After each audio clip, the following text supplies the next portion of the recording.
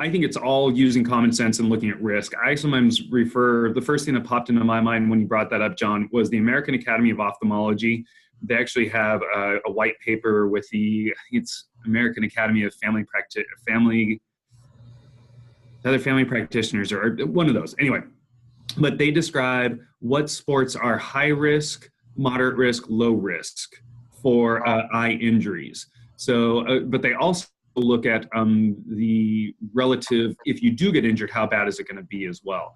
Mm-hmm. So those that are basically eye injury, you're probably not going to have them, are certain sports like in track and field. Something like golf, yeah, there's a chance you could get an eye injury, but it's still less. Although when you get an eye injury, it's going to be much more severe than getting a basketball to the face potentially.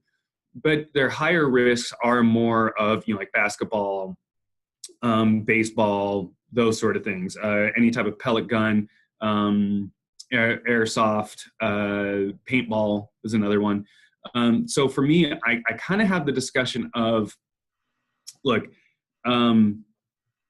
I want your son or daughter to excel as much as possible with this. And I know this may not seem as cool as what it feels like, and I'm ad-libbing, obviously. But essentially, it is worth it to buy this little bit of insurance. Yes, there's some cost involved, but the cost of you coming back to me for me to evaluate an eye injury, especially if you're wearing these, because you're at a higher risk if you're wearing street eyewear and you get an eye injury compared to if I take these off, I'm all of a sudden decrease my risk because now I do not have the possibility of a foreign body going into my eye. I just have a ball hitting my head.